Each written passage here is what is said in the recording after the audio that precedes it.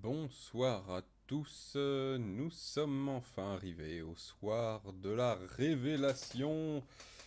Ce soir, c'est le soir où on va pouvoir découvrir en avant-première la nouvelle extension donc du set Adventure in the Forgotten Realm de Magic the Gathering sur Arena.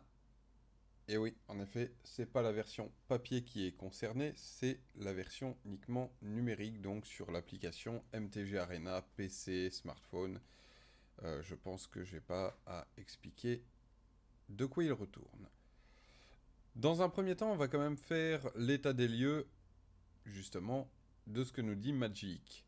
Donc, état des lieux, aventure dans les royaumes oubliés, en bon français qui se tient. Donc, ça, on va passer sur la petite description un petit peu RP. On va repasser sur les cartes donjons que vous avez dû voir et revoir à travers des streams, des vidéos YouTube qui se poseront donc en side deck.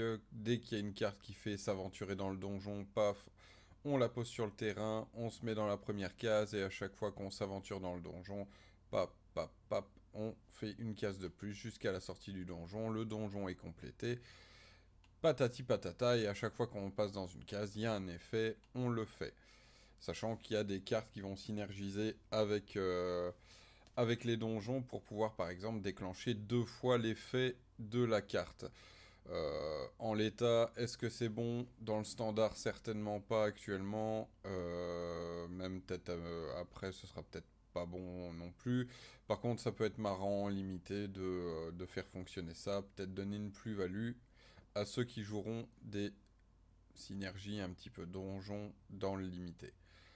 Donc voilà, là on a fait le tour, on nous parle des dragons, et une des nouveautés, les lancements de dés, donc qui correspondront à un D20 classique et non pas les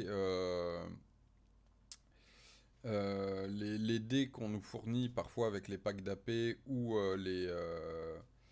les bundles de boosters qui eux ne seront pas utilisables en tout cas en compétitif pour tirer les dés. Donc certaines cartes vont proposer de faire un tirage de dés et selon le résultat on obtiendra un effet dans la tranche dont on va tomber dessus quoi.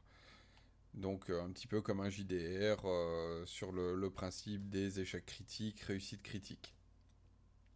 Et donc il faudra utiliser un dé fourni non pas par Magic mais par nous-mêmes qui sera un vrai dé de JDR. Dans l'application, par contre, dans MTG Arena, c'est l'application qui va gérer le tirage de dés. Comme ça, il n'y a pas de triche possible. C'est nickel. Donc là, on refait une visite des cartes qui sont sorties. Voilà. Donc en fait, il n'y a pas grand chose de nouveauté. Si, voilà. Là, sur la rotation. Et suspendre le travail sur Pioneer Master, historique, qui a connu une croissance et des changements rapides au cours de la dernière année, et il est devenu un format unique et convaincant. Nous sommes ravis que l'historique se sente distinct, et nous voulons continuer à appuyer sur cela. Appuyer cela. Malheureusement, notre calendrier n'a pas de place pour se concentrer sur la croissance de cette identité unique pour historique, et le soutien total de Pioneer. Certaines étapes vers Pioneer viendront dans le cadre de la croissance d'historique, mais nous avons suspendu le travail vers les ensembles Pioneer Master pour le moment. Donc les joueurs de Pioneer, pour le moment, ça va être le calme plat. Nous ne prévoyons pas de sortie Pioneer Master l'année prochaine. Nous avons un plan solide pour ces ensembles, mais pour l'instant, nous allons nous concentrer sur l'expansion d'historique par d'autres moyens. On verra bien. Moi, je fais pas un joueur d'historique pour le moment, ça coûte trop cher. J'ai déjà cassé ma tirelire pour cette extension-là. Pour moi, l'historique pour le moment, c'est pas mon affaire, mais je comprends que voilà, ceux que ça intéresse vont être peut-être contents qu'ils se penchent un peu plus sur l'historique. Par contre, les pionniers, eux, ils vont être un peu plus tristes. Donc, grosse chose qui va changer aussi en septembre, la préparation de la rotation. Alors, Aventure dans les Royaumes oubliés marque également le dernier set avant la rotation standard en septembre. Lorsque Innistrad Midnight Hunt arrivera sur MTG Arena en septembre, les 4 ensembles les plus anciens quitteront le standard, laissant place à une toute nouvelle sensation pour le format. Donc il y aura Throne of Eldraine, Theros, Beyond Death, Ikoria, Lair of Behemoth et le Corset 21 qui deviendront Lego uniquement dans Historique. Cela laissera donc Zendikar Rising, Kaldheim, Strixhaven, School of Mage et Dungeon and Dragon Adventure in the Forgotten Realm. Et bien sûr, Innistrad Midnight Hunt comme les ensembles Lego du standard. Donc là, vous avez le petit résumé en image de ce qui va rester à partir de septembre, c'est-à-dire tout ce qui est dans le vert. Et donc, l'an prochain, 2 extensions qui vont être révélées, sachant que Innistrad sera en déjà 2 extensions pour la première partie. Comme d'habitude, autour de la rotation, MTG Arena apportera plusieurs ajustements pour faciliter la transition des joueurs. Avec la prochaine version, nous échangerons les decks bicolores gagnés grâce au Color Challenge afin qu'ils restent légaux après la rotation. Les joueurs qui les ont déjà terminés recevront ces decks le mois prochain, ainsi que toutes les cartes dont ils ont besoin pour pouvoir les jouer. Donc ils vont mettre à jour les decks qu'on a déjà, pour ceux qui les ont gardés, hein, comme moi qui les utilise essentiellement pour faire les quêtes journalières et gagner quelques piécettes pour pouvoir partir ensuite sur du limité. Par contre, pour les nouveaux joueurs, je pense que ce sera des tout nouveaux decks. Nous commencerons également les files d'attente standard 2022, Play et standard 2022 classés Best of One, où les anciens ensembles standards sont déjà sortis et où seul Zendikar Rising est légal.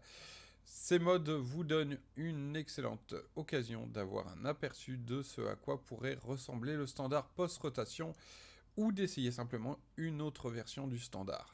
Celles-ci commenceront toutes les deux avec la sortie des aventures dans les royaumes oubliés et se poursuivront jusqu'à la rotation du standard en septembre.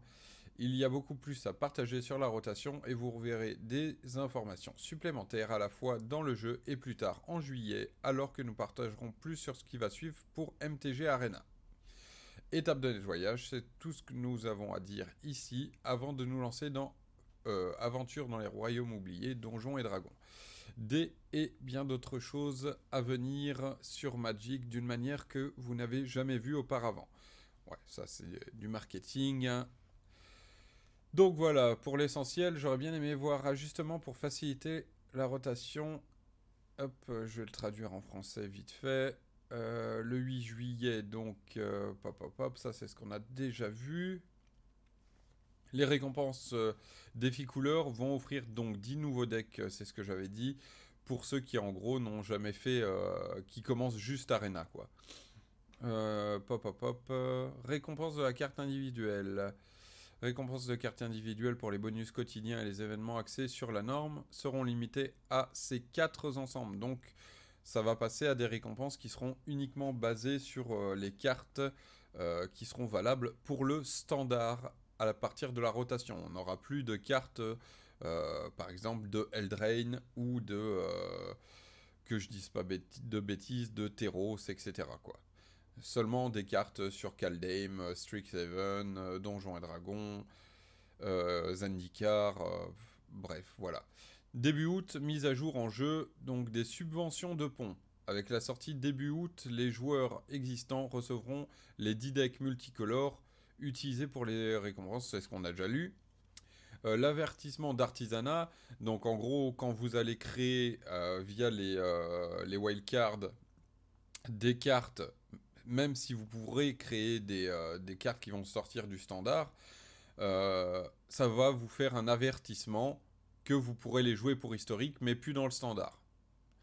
Et les gufs de renouvellement, c'est ce que nous appelons l'offre de renouvellement, qui apparaîtra sur votre profil, vous rappelant combien de temps vous devrez attendre pour obtenir vos récompenses de renouvellement. voir ci-dessous pour plus de détails à ce sujet. Donc début septembre, Innistrad sortie de Midnight Hunt. Donc la rotation Trollden Rain, on répète, Terro, Sicoria et le Corset 2021 sortent du standard. Le renouvellement de récompenses. L'œuvre de renouvellement s'ouvrira et vous donnera des récompenses de renouvellement. Tout d'abord, vous obtiendrez immédiatement 10 ICR, 9 rares et une rare mythique. Donc 4 seront rares, 1 de chacun des ensembles restant en standard. Donc Zendikar, Kaldheim, Strixhaven et Donjons et Dragons. Les 6 autres incluront 5 rares et une rare mythique d'Innistrad Midnight Chase. Donc Midnight Chase... non, Midnight Hunt, pardon. C'est traduit avec le dos de la cuillère. Ce qui ne veut absolument rien dire. Mais bon, sur le tas, c'était plutôt cool. Lorsque l'œuvre de renouvellement s'ouvrira, il débloquera des packs Innistrad Midnight Hunt et des ICR peu communs, qui peuvent passer d'une rareté à une rareté plus élevée sur la piste. Cette mastery gratuite que vous recevrez au fur et à mesure que vous gagnerez de l'XP. Ces ICR et packs devraient vous aider à démarrer votre collection de Innistrad et vous préparer au mieux à vous affronter dans l'environnement standard fraîchement renouvelé et passionnant. Donc modification des champs de bataille qui seront basés sur la rotation. Donc on vous rappelle que la magie change toujours, Magic change toujours, effectivement, avec les rotations, ça permet de se renouveler et de ne pas s'enterrer dans une monotonie. Voilà, voilà. C'est tout ce que j'avais à dire pour ça, c'était histoire de faire un petit tour d'horizon. On va passer dans le jeu où la mise à jour a été faite à 17h. Là, le rouge stream, il est un peu plus tard. Et donc, pour une fois, je me suis fait le petit plaisir. Vous voyez, je suis pas un gros joueur. J'ai pas une pétée de piécettes. Ça, c'est ce que j'avais gardé. Et il me reste encore mon draft Strixhaven à finir. J'ai pas de millions de wildcards à dépenser. En effet, j'ai commencé il y a 1 mois et demi, 2 mois le jeu. En revanche, je me suis fait plaisir, je me suis pris les 2 précommandes de Donjons et Dragons, étant fan de jeux de rôle. Je me suis pris donc, les 50 boosters et les passes pour 1 scellé et 3 drafts contre joueurs. Pour faire donc du limité sur la nouvelle extension. Mais ce que je vais vous proposer dans un premier temps, parce que j'aurai pas le temps de tout faire ce soir, malheureusement j'ai un travail sur le côté qui m'oblige à me lever à 3h du matin, donc je vais faire uniquement l'ouverture des 50 boosters. J'ai donc configuré le jeu en français pour pouvoir lire plus facilement. Et je propose qu'on commence directement l'ouverture de ces boosters qui va me permettre d'obtenir aussi pas mal de wildcards, ce qui va m'arranger plutôt pas mal. Donc voilà, ouverture du premier booster. Et déjà une très sympa, 3-3 célérité, voleuse de magot. À chaque fois qu'elle inflige des blessures de combat, on fait un trésor. Ça va être une très bonne carte pour le limiter. Ça, il va falloir que je la surveille. Donc, je comprends pas trop, en fait.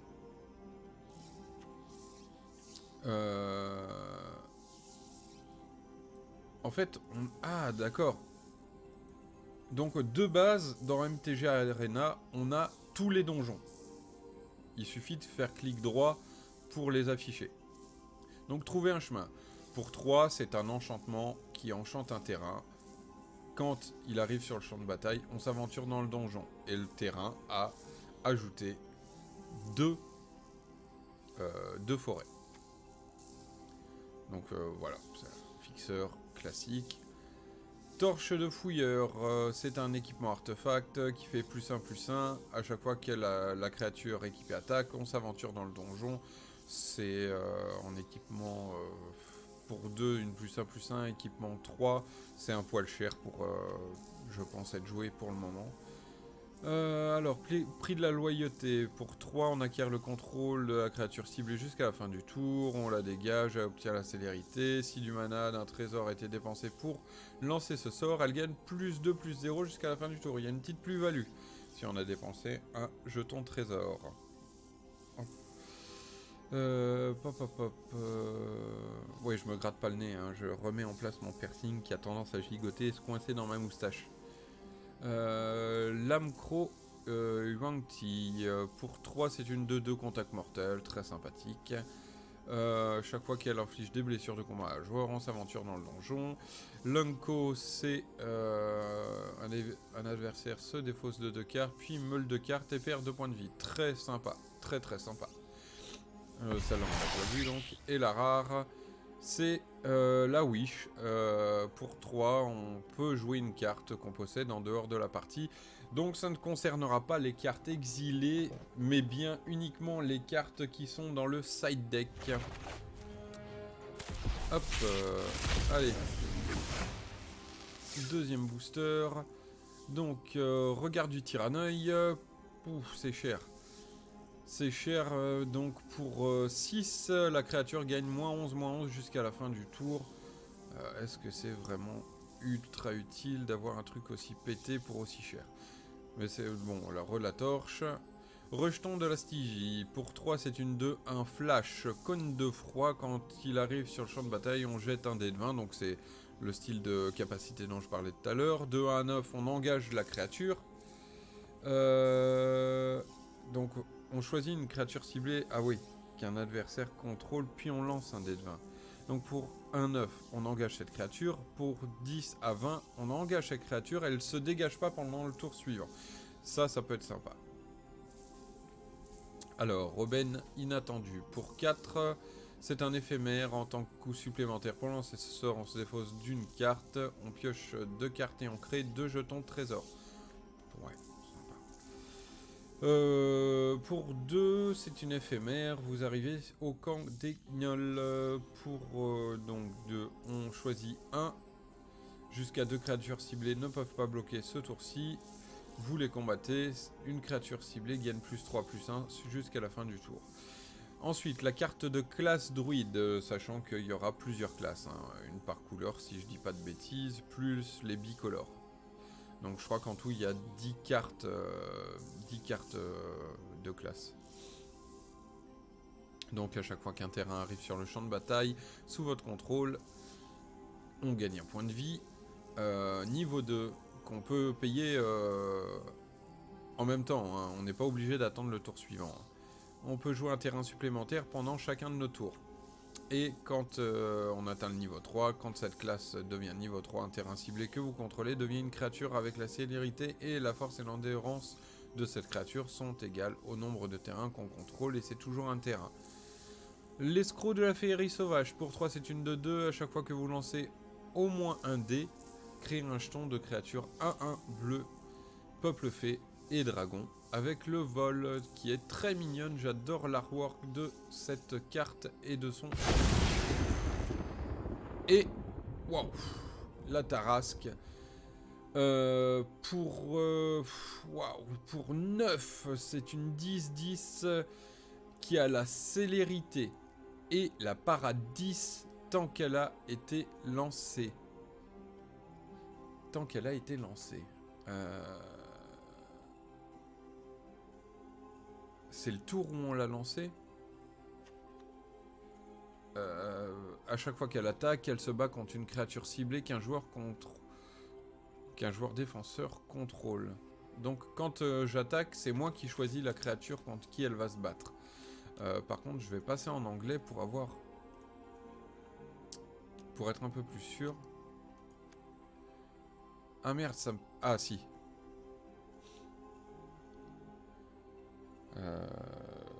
Ouais, j'arrive pas à piger si c'est le fait qu'on l'ait casté ou... Ouais, ouais, bizarre. C'est bizarre. Je sais pas. Je sais pas... Ça fait cher. Ça fait très cher la créature quand même. Donc du moment qu'on la caste... Ouais. Peut-être que c'est si on la renvoie pas du enfin si on la renvoie d'un cimetière, elle a peut-être pas cette capacité. C'est peut-être ça en fait.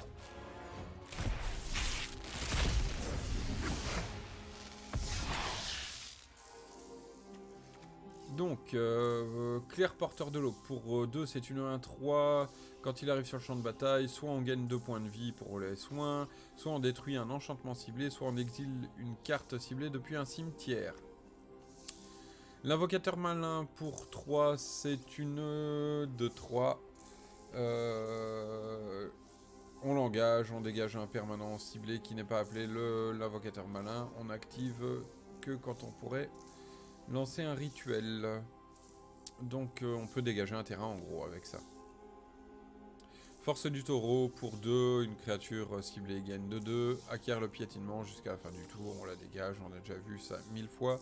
État cadavérique pour un marais jusqu'à la fin du tour, la créature acquiert, quand la créature meurt, envoyez-la sur le champ de bataille engagé sous le contrôle de son propriétaire avec un marqueur +1/+1. Ouais, ça c'est sympa, très sympa. Moine demi-elfe, pour 4 c'est une 1-4 vigilance, et si on paye 2, on l'engage et on engage une créature ciblée, bref. Armure de plate pour 3, la créature gagne 3-3 et a parade 1, équipement 3, cette capacité coûte 1 de moins à activer pour chaque équipement qu'on contrôle supplémentaire. Donc c'est très sympathique. Hop.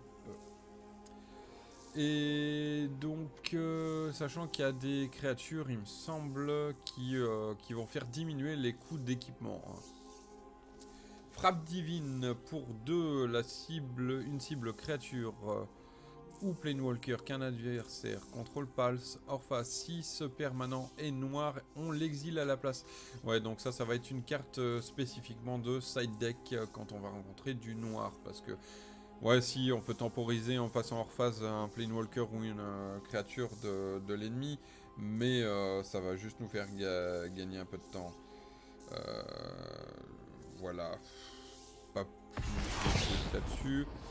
Ah bah, grand maître des fleurs, très content de tomber sur elle, tant que le grand maître des fleurs a au moins 7 marqueurs loyauté sur lui, donc c'est cher, hein. C'est une 4 qui arrive avec 3 jetons loyauté, donc quand il a au moins 7 marqueurs loyauté, c'est une 7-7 dragon, dieu avec le vol et l'indestructible. Pour un son +1, il cible une créature sans l'initiative, la double initiative ou la vigilance, et elle ne peut ni attaquer ni bloquer jusqu'à notre prochain tour. Donc, son autre +1, on cherche dans la bibliothèque ou le cimetière une carte appelée moine de la main ouverte. Donc, de la main ouverte, moine de la main ouverte. Donc, c'est pas lui. Et on la révèle, on la met dans notre main. Si vous cherchez dans la bibliothèque de cette façon, pof, on mélange. Je pense que ce sera plus le premier +1. Par contre, une fois qu'elle est 7-7, il y a moyen qu'elle soit gérée plus facilement, quoi. À voir en jeu, à tester. Je suis pas mécontent de l'avoir. Donc on va ouvrir le prochain. Hop. Pof, eh bien, 2 wildcards. Le tourmenteur à gage. Quand il arrive sur le champ de bataille, donc c'est pour 2. Si du mana d'un trésor était dépensé, on peut piocher une carte et on perd un point de vie. C'est une 2-2. Pardon. Commence à être fatigué, moi. Je me suis levé tôt ce matin. Donc là, pour 3, c'est une 2-4. Tant que c'est notre tour, le druide est un ours avec une force et une endurance de base 4-2. Et il perd tous ses autres types de créatures. Ouais, il switch force et endurance pendant notre tour. La licorne céleste, 2 et une plaine. C'est une 3-2 qui, à chaque fois qu'on gagne un point de vie, gagne un marqueur +1/+1. Très très fort pour le limiter celle-là. Outil de voleur, pour 2, équipement, coût d'équipement 2. quand il arrive sur le champ de bataille, on crée un jeton trésor. Et la créature équipée ne peut pas être bloquée tant que sa force est inférieure ou égale à 3. Ça peut être très sympa aussi dans limité, ça, mine de rien. Dragon noir. Pour 7, c'est une 4-4. Vol, souffle acide. Quand il arrive sur le champ de bataille, une créature gagne -3/-3 jusqu'à la fin du tour. Ok. Ça fait cher le 4-4 quand même. Hein. Ouais, bon, c'est un 4-4 avec un anti-bête. Ouais, ça peut être sympa. Éventuellement, à voir. Un terrain. Bon, je l'ai en version normale, mais c'est les fameux terrains qui ont les fameux designs un petit peu comme les fascicules de Donjons et Dragons. Donc, c'est un terrain qui va ajouter un marais qui arrive sur le champ de bataille engagé si on a plus de 2 terrains déjà sur le champ de bataille. Donc, de préférence, va falloir le péter en début de jeu. Et pour 4, qu'est-ce qu'il fait ? Pour 4, il devient jusqu'à la fin du tour une créature 3/3 Tyranneuil avec la menace, et à chaque fois que la créature attaque, on exile une carte ciblée du cimetière du joueur défenseur. Et c'est toujours un terrain. Très très bonne carte. Allez, on va enchaîner. Wildcard. Vous entendez quelque chose pour 2, on choisit les créatures que l'on contrôle, +1/+1 jusqu'à la fin du tour. Ce sort inflige 5 blessures à une créature attaquante ciblée. Ouais, donc faut que la créature attaque, quoi. Ça peut être sympa. En limité, ça peut être très sympa même. Là pour 2, on a une 2-3. Pour 3, pardon, on a une 2-3. Et si on a terminé un donjon, elle a la double initiative. C'est très bien. Fausse hérissée de pieux. Pour 1, c'est une flash artefact. Pour 5, on la sacrifie. Donc en gros, pour 6, on va la sacrifier, l'engager. On choisit une créature ciblée. On jette un des 20. Et si c'est de 1 à 9, elle prend 5 blessures, la créature. Si c'est de 10 à 20, elle prend 5 blessures. Et on crée un jeton... je sais pas quoi, parce que la carte m'indique pas la fin de la carte, quoi. Donc un jeton trésor, certainement, vu que c'est le jeton qui est lié. Ouais, ça peut être sympa. Ça fait un poil cher, quand même. Je me vois pas jouer ça. Blême titubante. Pour 1, on choisit. Donc c'est une créature zombie qui est 1-1. Quand elle meurt, on choisit. La créature ciblée d'un adversaire gagne -1/-1 jusqu'à la fin du tour. Et ou créer un jeton trésor. Je pense plus que j'irai sur le jeton trésor, à moins que l'autre est vraiment un chiant. Butin de la chasse pour 3. Pour 3. Une créature ciblée gagne +1/+1, donc on contrôle, jusqu'à la fin du tour pour chaque mana d'un trésor qui a été dépensé pour lancer le sort. Ensuite, cette créature inflige un nombre de blessures égal à sa force à une créature ciblée qu'un adversaire contrôle. Ouais, ça c'est sympa. Surtout si on a joué un jeton trésor avant. Trimardeur du donjon. Pour 1, c'est une de 1. Quand il arrive sur le champ de bataille, il est engagé. À chaque fois que on termine un donjon, on peut le renvoyer depuis le cimetière dans notre main. Et hop, instrument des bardes. Donc pour 1, au début de notre entretien, on peut mettre un marqueur harmonie sur l'instrument des bardes. Pour 3, une forêt, on cherche dans notre bibliothèque une carte de créature avec une valeur de mana égale au nombre de marqueurs harmonie sur l'instrument des bardes. On la révèle, la met dans notre main. Si cette carte est légendaire, on crée un jeton de trésor, puis on mélange. Donc, en gros, on retire pas les marqueurs harmonie quand on paye le... Ah, donc on peut le faire plusieurs fois, en fait. Ça peut être sympa. À voir.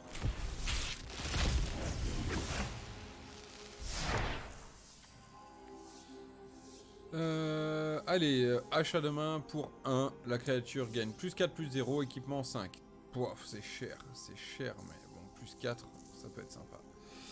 Capitaine Hobgoblin, pour 2 c'est une 3-1, tactique de meute, donc la nouvelle capacité. Si on rappelle, hein, si la capacité tactique de meute, c'est si au total cette carte attaque avec un total d'autres cartes qui vont faire 6 d'attaque. Donc celle-ci, elle va avoir, si on a attaqué avec une totale de force supérieure ou égale à 6 pendant ce combat, le capitaine acquiert l'initiative jusqu'à la fin du tour. Très sympa. Espionne coup de lame. Pour 3, c'est une 3-2. Chaque fois qu'elle inflige des blessures de combat à un joueur, on pioche une lame. On pioche une carte. Là, pour 1, c'est une 1-1 vol. Je suis désolé, des fois je décale ma tête parce que j'ai la caméra en plein devant le jeton de créature. C'est un peu chiant. Mais bon, j'ai pas d'autre choix. Ouais, pour 1, c'est une 1 vol. Quand il arrive sur le champ de bataille, regard 1, très très bonne. Ça, c'est une carte que je piocherai sans hésiter en draft. Donc ça, on a déjà vu. Qu'elle a une peintre solitaire pour 2, c'est une 1-2. Quand elle arrive sur le champ de bataille, on crée un jeton de trésor. Les autres créatures qu'on contrôle arrivent sur le champ de bataille avec un marqueur +1/+1 supplémentaire sur elle pour chaque mana d'un trésor dépensé pour les lancer. Ouais, ça peut avoir un truc sympa. Main brûlante pour 2. Elles infligent 2 blessures à une créature Planewalker ou créature donc ciblée. Si le permanent est vert, les mains brûlantes infligent 6 blessures à la place. D'office, ça va être dans tous les decks pour, enfin qui on va avoir du rouge dedans pour contrer le vert, Gargaroth entre autres. Hop.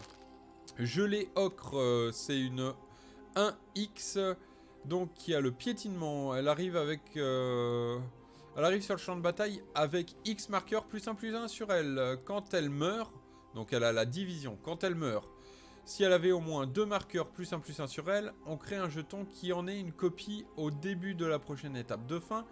Le jeton, il arrive sur le champ de bataille avec la moitié des marqueurs +1/+1, ouais, donc en gros, c'est vraiment les gelées, enfin les limons de Donjons et Dragons. Quand on en tue un, normalement, il se sépare en 2 et chaque créature est une version divisée par 2 de la version qu'on vient de tuer et ainsi de suite. On va donc par exemple là, mettons que j'avais créé une 10. Elle meurt. À la fin de ma phase d'entretien, si je comprends bien, c'est ça, hein. Non, à mon étape de fin, je vais recréer une 5-5. Puis si la 5-5 meurt, je vais créer une 2-2. Puis une 1-1. Et enfin, elle sera morte. Donc, ça peut être cher à lancer, mais ça va être super dur à gérer. Enfin, ça va mettre longtemps à être géré, ce genre de truc. Ça peut être très sympa. Mais je crois qu'on l'avait vu dans les reveals. Donc là, du wild. Les mentales du culte de la terre pour 6... donc elle a le fameux truc où on jette un dé de 20 quand elle arrive sur le champ de bataille. Si c'est de 1 à 9, chaque joueur sacrifie un permanent, donc nous-mêmes. Là, de 10 à 19, plus intéressant, chaque adversaire sacrifie un permanent. Et là, le 20, le réussite critique, il sacrifie 2 permanents. Et c'est une 6-6. Donc très intéressante. Géant du givre protège gel, qui pour 5 est une 4-5 avec parade 3. Très intéressant, bonne protection. Projectile magique pour 3. Le sort ne peut pas être contrecarré. Il inflige 3 blessures réparties comme on le désire entre 1, 2 ou 3 cibles. Si l'autre a que des petites créatures 1-1 sur le champ de bataille des jetons, ça peut faire le ménage et ça peut pas être contrecarré, donc on va pas cracher dessus. Rayon affaiblissant pour 1, la créature gagne -4/-1 jusqu'à la fin du tour. Si cette carte est une créature blanche, elle gagne -4/-4 jusqu'à la fin du tour à la place. Donc apparemment il y a une carte, parce que j'ai pas fait la fin des reveals, j'ai pas eu le temps, je travaillais. Donc je les découvre en même temps que vous, mais apparemment il va y avoir une carte de chaque sort pour contrer chaque couleur, si je comprends bien le délire. Donc ça d'office, ça a un bon removal, et ça va finir forcément obligatoirement dans les side decks contre les créatures blanches. Et une petite wildcard mythique, je vais pas. Alors là, on a la championne de Forteresse Naine. Pour 2, c'est une 3-1. Lorsqu'elle est équipée, elle gagne en plus +0, +2. Donc ça, c'est très sympa. L'allié planaire. Donc pour 5, c'est une créature ange-vol. À chaque fois qu'elle attaque, on s'aventure dans le donjon et c'est une 3-3. Donc là, ici, le pisteur des ténèbres. Pour 3, c'est une 2-3 quand on a terminé un donjon. En plus, il a la double initiative, mais on l'avait déjà eu et je la relis comme un con. Gobelin au cri de guerre. Pour 2, c'est une 2-2. Si je paye 2, les gobelins qu'on contrôle gagnent plus 1, plus 0 et acquièrent la célérité jusqu'à la fin du tour. Et en plus, il a tactique de meute. C'est-à-dire que si on attaque avec une force totale de 6, pendant le combat, on crée un jeton de créature 1-1 qui est engagé et attaquant. Donc un rouge gobelin, donc ça lui fait un gobelin en plus. C'est très sympathique, ça va synergiser. Et là, donc nuée squelettique pour 5, donc c'est une noire vert. Chaque squelette qu'on contrôle a le piétinement, attaque à chaque combat si possible et gagne plus X, plus 0, X étant le nombre d'autres squelettes qu'on contrôle. Au début de notre étape de fin, on crée un jeton 1-1 noir squelette engagé. Si une créature est morte ce tour-ci, on crée 2 jetons squelettes à la place. Donc ouais, ça va faire une petite armée de squelettes. En plus, il me semble qu'on a une carte roi squelette. Ah non, c'est zombie. Autant pour moi. C'est zombie dans Kaldheim. Bah, il y a certainement moyen de faire quelque chose avec ça. Pour le moment, je ne vois pas. On attendra septembre. Ici, bloquer le portail. Pour 3, elle fait contrecarrer le sort de créature ou de planewalker ciblé. Et aventurez-vous dans le donjon. Décidément, mon élocution est plus que pitoyable ce soir. Ça peut être très bien. Parce qu'en plus, ça contrecarre les planewalkers, j'aime bien. Là pour 5, c'est une 3-4 sort psionique. Quand l'ensorceleuse à l'esprit aberrant arrive sur le champ de bataille, on choisit une carte d'éphémère ou de rituel ciblé dans notre cimetière, puis on lance un dé de 20. De 1 à 9, on peut mettre cette carte au-dessus de notre bibliothèque. De 10 à 20, on la renvoie dans notre main. Donc ça c'est cool, parce que si de 10 à 20, ça nous bouge pas un tour de cœur. Oh oui! Oh oui! Celle-là, je l'avais déjà vue, elle me fait plaisir. Pour 4, c'est une 4-3. Ce sort coûte 1 de moins à lancer pour chaque sort d'éphémère et de rituel qu'on a lancé ce tour-ci. À chaque fois que la demi-liche attaque, on exile jusqu'à une carte d'éphémère ou de rituel ciblé de notre cimetière et on la copie. Et on peut lancer la copie. Vous pouvez lancer la demi-liche depuis le cimetière en exilant 4 cartes d'éphémère et ou de rituel de votre cimetière en plus de payer ses autres coûts. Que demande le peuple? Elle va revenir en permanence. Si on joue du bleu avec beaucoup de sorts éphémères rituels, elle va revenir souvent. Et elle est chiante à gérer. 4-3 pour... si on a lancé déjà 2 sorts à 1 en début de tour, voire 3 à 1, elle ne coûte plus qu'un. Donc ça, c'est une très bonne tour 4, voire tour 3. Non, tour 4. Tour 4. Manœuvre de ralliement.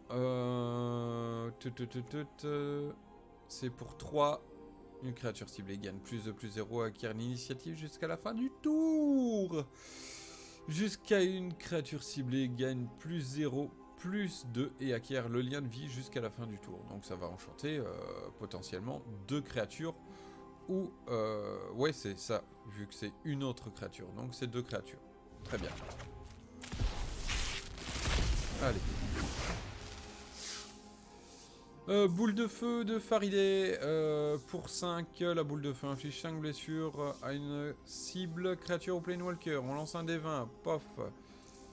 De 1 à 9, elle inflige 2 blessures à chaque joueur. De 10 à 20, elle inflige 2 blessures à chaque adversaire, je suppose. Donc c'est pas mal. Vous trouvez une idole maudite. Pour 2, on choisit détruisez un artefact ciblé, détruisez un enchantement ciblé ou créez un jeton de trésor et aventurez-vous dans le donjon. simple, efficace, pas cher, c'est la MAF qu'on préfère. Non, je rigole, pas de marque. Targnal, Gnoll Croc Démon, pour 2, c'est une 2-2. Tactique de mode, donc avec une force totale de 6, on attaque. Les créatures gagnent plus 1, plus 0 jusqu'à la fin du tour. Enfin, les créatures attaquantes. Et pour 2 et un vert, un rouge, on double la force et l'endurance du tag jusqu'à la fin du tour. Ça, je vais apprécier l'avoir tombé en draft, je pense. Apprenti excentrique, pour 3, c'est une 2-2 avec le vol quand elle arrive sur le champ de bataille. On s'aventure dans le donjon. Au début du combat pendant notre tour, si on a terminé un donjon, jusqu'à une créature ciblée devient un oiseau avec une force et une endurance de base de 1-1 et le vol jusqu'à la fin du tour. Donc on peut cibler la grosse bébête de l'adversaire pour qu'elle devienne une 1-1. Et si on a terminé un donjon, en gros, à chaque tour, ça va être possible. Hop, Gazilax, érudit, illitide. Donc c'est un Cthulhu, quoi. Une horreur. Pour 3, c'est une 3-2. À chaque fois qu'une créature qu'on contrôle devient bloquée, on peut la renvoyer dans la main de son propriétaire, ce qui va permettre de la protéger. Et à chaque fois qu'au moins une créature que l'on contrôle inflige des blessures de combat à un joueur, on pioche une carte. J'aime, simple, clair, efficace.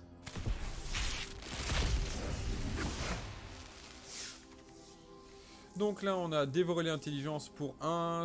Un adversaire se défausse d'une carte. Si du mana trésor a été dépensé pour lancer ce sort à la place, il révèle sa main. On y choisit une carte non terrain et ce joueur se défausse de cette carte. Bonne plus-value si on a joué avec un jeton trésor. Sinon, c'est très très bien. Ça aussi, en début de partie, pour bien le freiner, quoi. Piocher une carte pour chaque valeur de mana différent parmi les cartes non terrain dans notre cimetière pour 6. Ah ouais, ça peut être sympa. Et Eliwick, gratte chambarde. Donc je l'avais déjà vu que j'avais préco les packs avec les jetons pour faire du draft. Et donc je l'avais déjà eu. Et donc celle-ci, pour le moment, c'est une de mes Planeswalkers préférée, mais je sais pas si elle va avoir vraiment de la valeur par après. Donc pour 4, elle arrive avec 4 jetons de loyauté. Pour plus 1, on s'aventure dans le donjon. Moins 2, on regarde les 6 cartes au-dessus de la bibliothèque. On peut révéler une carte créature parmi elles, la mettre dans notre main. Si elle est légendaire, on gagne 3 points de vie et on met le reste au-dessous de la bibliothèque. Et son moins 7, c'est les créatures que l'on contrôle ont piétinement. La célérité gagne plus 2 pour chaque donjon. Appelé, je crois que c'est Mage Dément qui a été fini. Donc voilà. Voilà.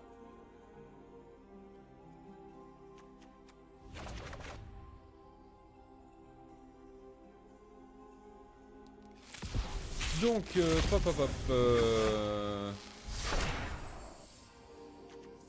le prêtre de la Saint-Pias ancestrale pour 3, c'est une 2-1. Quand il arrive sur le champ de bataille, on gagne un point de vie, on pioche une carte. Wow, très classique. Javelin Goblin pour 1, c'est une 1 avec la célérité. À chaque fois qu'elle devient bloquée, elle inflige une blessure de créature à une créature ciblée qui la bloque. Donc ça peut être sympa en début de partie. Ça fait que l'autre, s'il pose des 1 aussi, il va pas être très enclin à vouloir bloquer avec sa créature, quoi. Voir si c'est une 2-2. Ouais, non, ça va être très sympa. Ça, en draft, ça va être très sympa.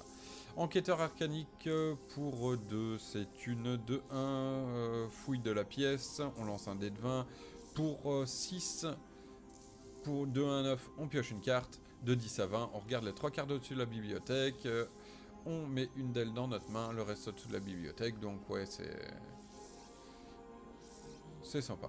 C'est sympa, sans plus, je trouve que la fouille est très chère. Très très chère. Là pour 2, une créature ciblée gagne plus 2, acquiert le piétinement jusqu'à la fin du tour, on la dégage.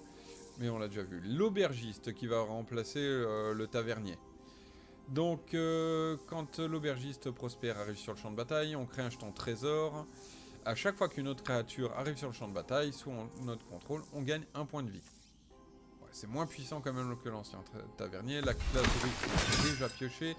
Et l'aventurier triomphant pour 2, c'est une 1, contact mortel. Quand c'est notre tour, il a l'initiative. Et quand il attaque, on s'aventure dans le donjon. Donc créature qui attaquera certainement si on la booste ou s'il n'y a personne. Parce que pour une 1, on va pas attaquer avec. Surtout qu'elle a contact mortel. Elle servira bien à bloquer. Mais en draft, c'est une carte que je prendrai très clairement. Élémental du culte de l'air pour 6, c'est une 2-5, donc qui va faire chier beaucoup de monde. Parce que là, c'est un beau mur, hein, 2-5. Qui a le vol en plus. Et quand l'élémental arrive sur le champ de bataille, on renvoie jusqu'à une autre créature ciblée dans la main de son propriétaire. Très sympathique. Enfoncer la porte pour 1, on met un marqueur +1/+1 sur une créature ciblée, elle acquiert la célérité jusqu'à la fin du tour et ne peut pas être bloquée par les murs ce tour-ci, et en plus on s'aventure dans le donjon. Pour 1, elle fait énormément de choses, elle est pétée cette carte. Celle-là, je la draft automatiquement. Barde inspirateur pour 4, c'est une 3-3. Quand le barde inspirateur arrive sur le champ de bataille, on choisit soit la créature ciblée gagne +2 jusqu'à la fin du tour, ou on gagne 3 points de vie. Ouais, pour 4, une 3-3, c'est déjà sympathique, on va pas se plaindre. Le sac sans fond pour 1, c'est un artefact qui va faire que à chaque fois que l'on se défausse d'une carte, on exile cette carte de notre cimetière. Pour 2, on va piocher une carte, puis se défausser d'une carte. Pour 4, on sacrifie le sac sans fond et on renvoie toutes les cartes exilées par le sac sans fond dans la main de son propriétaire. Ouais, ça fait un peu cher. Et la rare, le Crafémote pour 5, c'est une 4-4 piétinement célérité. À chaque fois qu'il inflige des blessures de combat à un joueur, on exile autant de cartes ciblées de son cimetière. On met un marqueur +1/+1 sur pour chaque carte de créature exilée de cette manière.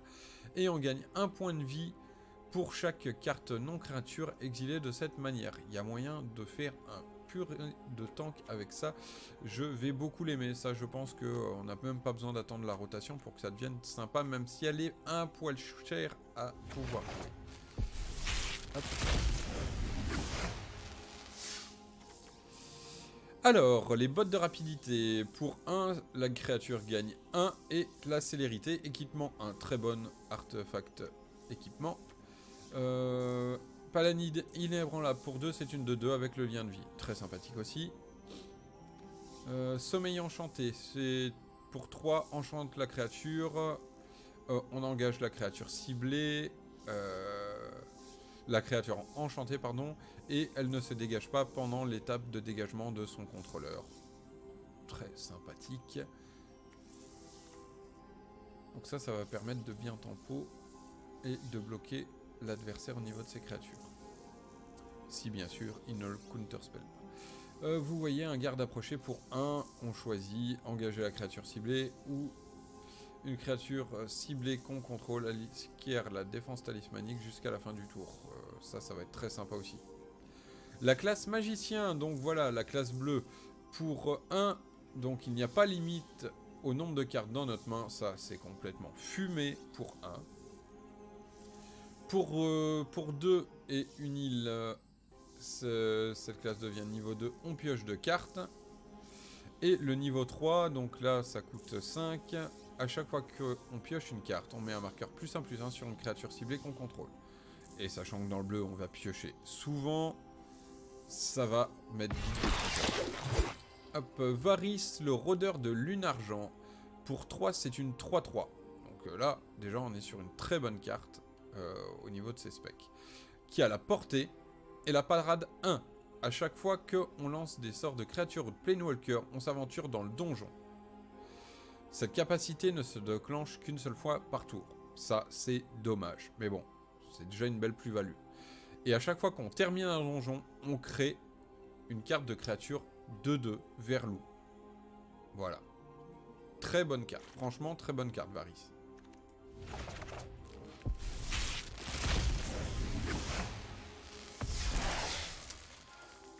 Allez, ma petite wildcard dorée. Rare.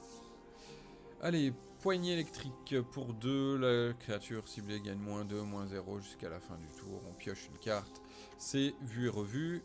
Nuée de gobelins pour 5. C'est une 4-3 gobelin. Quand elle arrive sur le champ de bataille, on lance un dé de 20. 1 à 9. On crée un gobelin 1-1 rouge. Quand on fait 10 à 19, on en crée 2. Si on fait 20, donc réussite critique, on en crée 3. C'est complètement le principe de Donjons et Dragons, hein, la réussite critique. La masse d'armes plus 2, oui, ah mais juste pour le nom qui est hyper RP de cette carte, donc pour 2, la créature équipée gagne plus 2, coût d'équipement 3, c'est un poil cher, mais plus 2, on va pas cracher dessus non plus.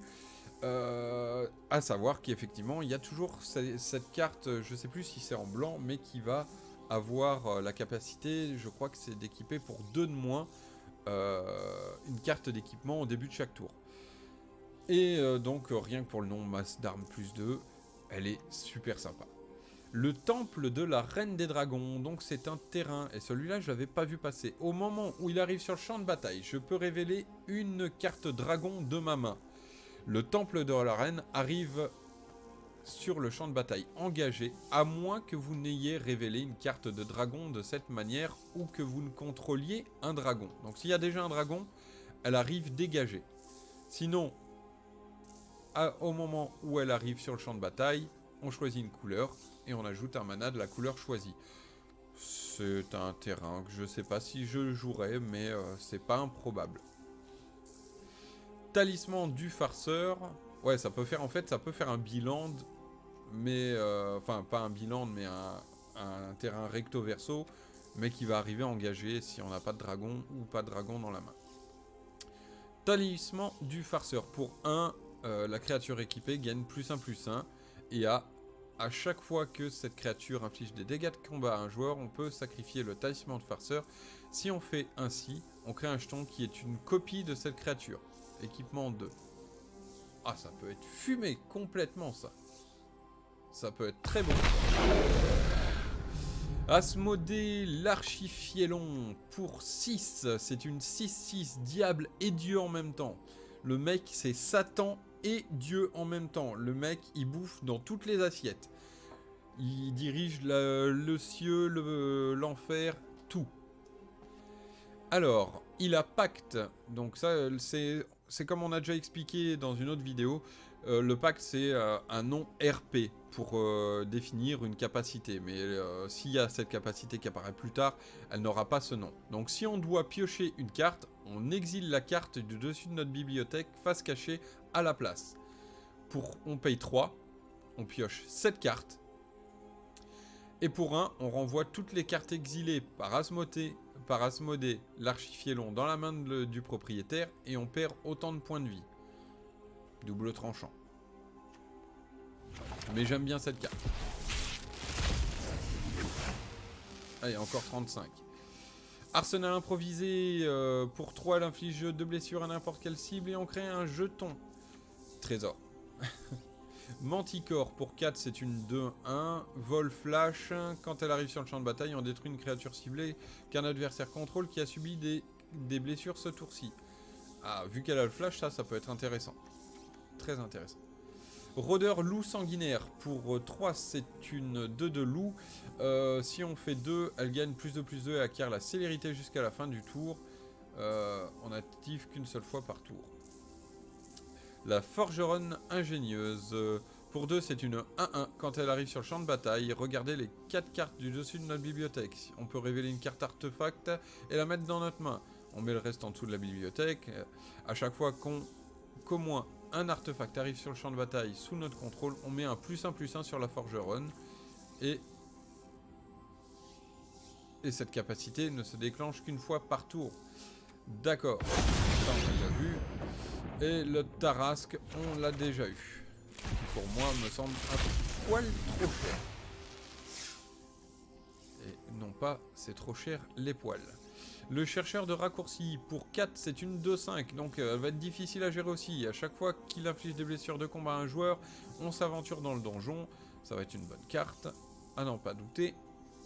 Chanteur de vaillance, pour 3, c'est une 2-3. Au début du combat pendant le tour, une créature qu'on contrôle gagne plus 1, plus 0 jusqu'à la fin du tour.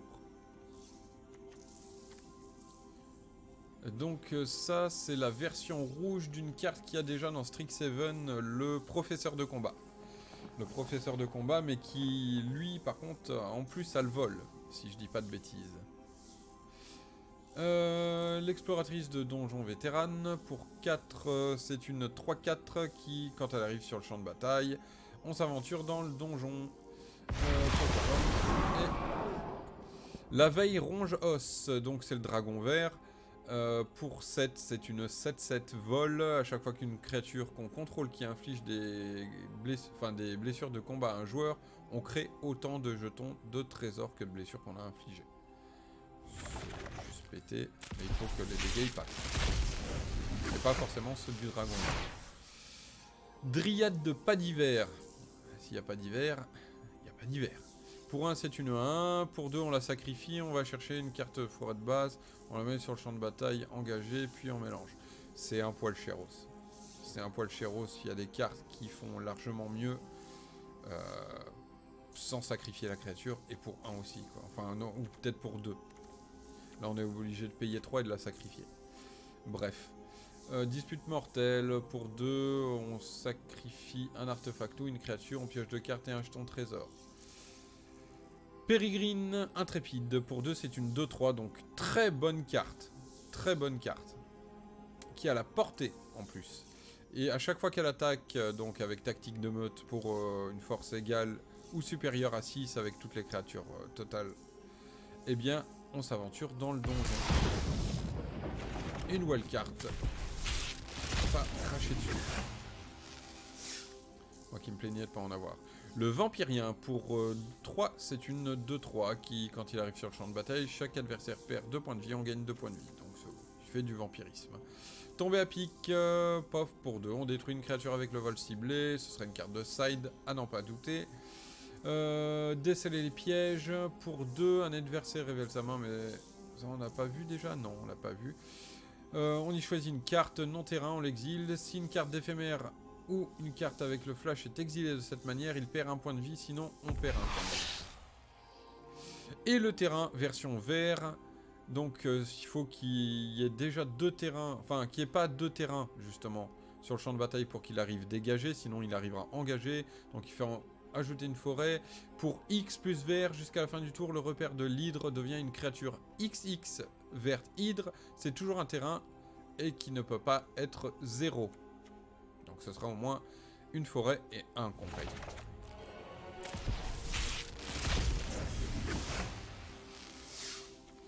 Paf, paf, paf, vous tombez dans une embuscade. Pour 1, on choisit. Renvoyez la créature ciblée que vous contrôlez dans la main de son propriétaire en éphémère, donc ça peut être un moyen de protéger une créature.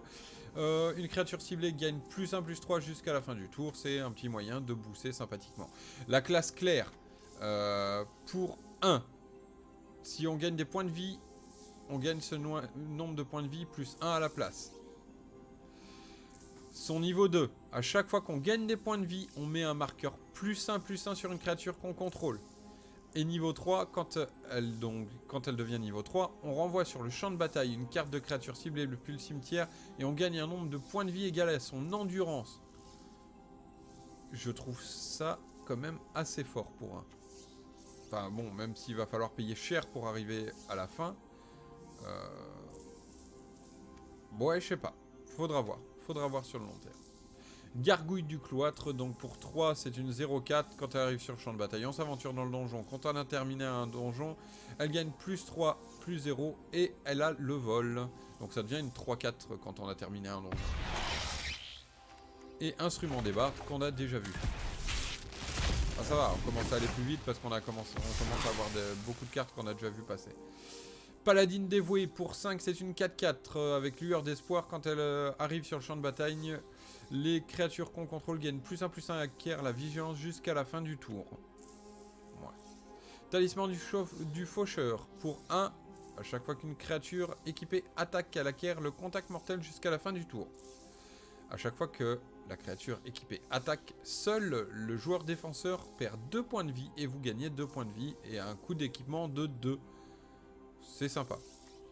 Mais c'est dommage qu'elle ait contact mortel uniquement quand on attaque jusqu'à la fin du tour. Là pour 4 on a un golem 5-3 qui est pas mal. Et il attaque ou bloque à chaque combat si possible. Donc il va vite crever. Et bah voilà le terrain bleu qui est très sympa. Très très sympa. Donc toujours pareil. S'il y a déjà 2 terrains sur le champ de bataille, il arrive engagé. S'il n'y en a pas 2, il arrive dégagé. On ajoute une île. Et pour 6, jusqu'à la fin du jour, ça devient une créature 7-7 bleu avec la parade 3. Et c'est toujours un terrain. Balèze. Super balèze. La potion de guérison pour 2, bah forcément, potion de guérison, donjon et dragon, fallait s'y attendre. Donc pour 2, quand on arrive sur le champ de bataille, on pioche une carte. Pour 1, on la sacrifie et on gagne 3 points de vie. Ça va très bien synergiser avec, par exemple, l'enchantement clair qu'on a vu tout à l'heure. Orbe des dragons. Pour 2, c'est un artefact qui, si on paye 1 en langage, on ajoute 2 mana de la combinaison de mana colorée de notre choix. On ne dépense ce mana que pour des sorts de dragon ou activer des capacités de dragon. Si on paye un rouge, on le sacrifie.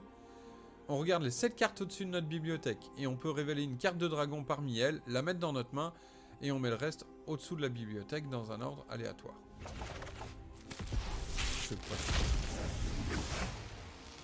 Faut jouer du dragon.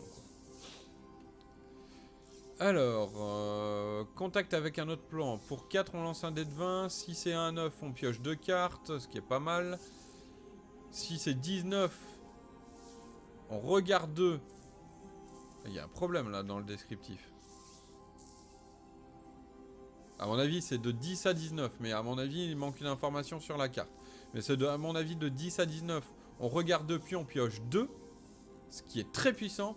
Alors si on fait la réussite critique 20, regard 3 et on pioche 3 cartes. Cette carte, elle est super puissante. Je pense qu'elle va être jouée très rapidement, qu'on va vite la voir. L'hibou, le ours-hibou, il est mi-ours, mi-hibou, remi-ours. Donc c'est une... Enfin pour 5, c'est une 4-4 piétinement. Quand il arrive sur le champ de bataille, on pioche une carte. Ouais, c'est du vert quoi. Chasseur Gnoll, pour 2, c'est une 2-2 qui a tactique de meute. Donc si on attaque force supérieure égale à 6, on met un marqueur +1/+1 sur le Chasseur Gnoll. Donc très bonne plus-value, celle-là aussi on va la voir très vite. Ça c'est obligé. Elle va être très forte très vite et en draft elle va partir très vite. Ça va se piquer très haut. Barde inspirateur, on a déjà vu. Brunor, marteau de guerre, le fameux nain. Légendaire guerrier. Donc pour 4, c'est une 5-3. Chaque créature qu'on contrôle gagne +2/+0 pour chaque équipement qui lui est attaché. Et on peut payer 0 à la place du coût d'équipement de la première capacité d'équipement que vous activez à chaque tour. Voilà, c'est ce nain-là dont je parlais tout à l'heure. Et donc c'est pas on paye -2, c'est on peut payer 0 à la place du coût d'équipement pour la première capacité d'équipement. Donc chaque tour, on peut équiper un artefact équipement pour 0. Donc ça c'est super bien. Je l'apprécie beaucoup. Dragon vert pour 5 pardon. 6. Je vais y arriver hein. Pour 6. Donc c'est une 4-4 vol quand il arrive sur le champ de bataille jusqu'à la fin du tour. À chaque fois qu'une créature qu'un adversaire contrôle subit des blessures, on la détruit. Donc il suffit de faire ça et genre le sort ça si on joue en vert rouge, on joue le sort qu'on avait vu tout à l'heure qui permet de mettre un dégât à chaque créature. Enfin, à répartir 3 dégâts jusqu'à 3 créatures. Donc ça, on peut son bord. Le Flumph. Ah, ça, c'est une bonne carte. Pour 2, c'est une 0-4. Donc, c'est un mur. Défenseur avec le vol. Et à chaque fois qu'il subit des blessures, on pioche une carte. Moi et l'adversaire, par exemple. Sympa.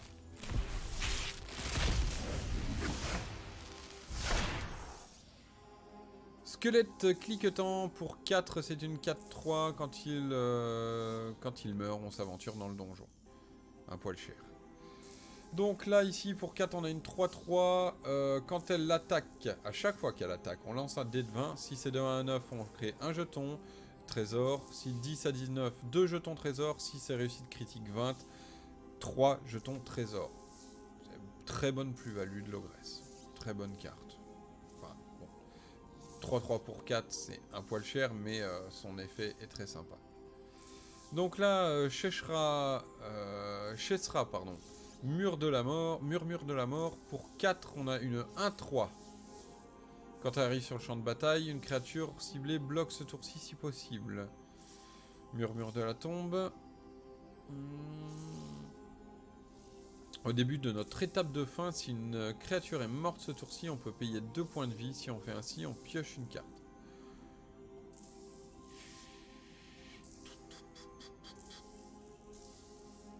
Ouais. Je sais pas. Je sais pas quoi penser de cette carte. Descendre dans le donjon. Quand il arrive sur le champ de bataille, engagé. On ajoute un mana incolore. Si on paye 4, on engage une créature légendaire dégagée qu'on contrôle et on s'aventure dans le donjon. N'utiliser que quand on va utiliser un rituel. Donc, une fois.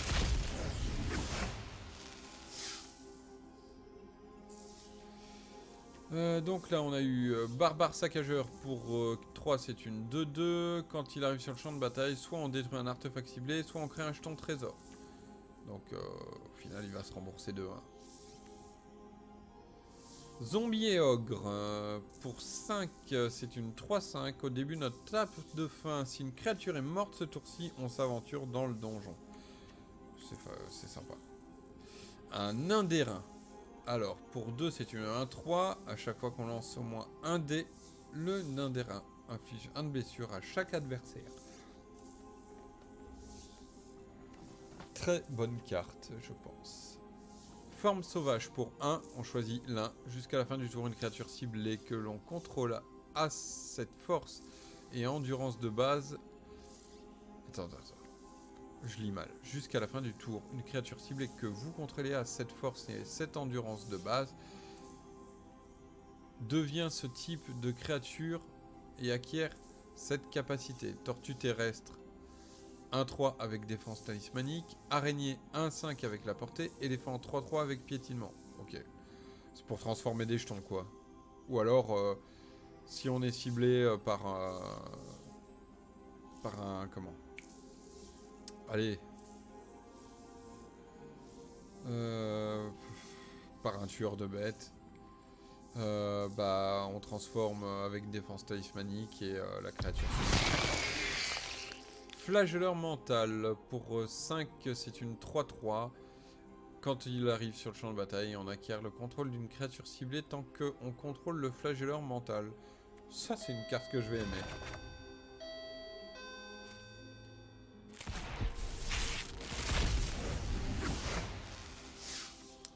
Et on vient de sonner à la porte, donc je vais marquer une courte pause. Les aléas du direct quand les gens respectent rien. Allez, je fais une courte pause et on se rejoint juste après.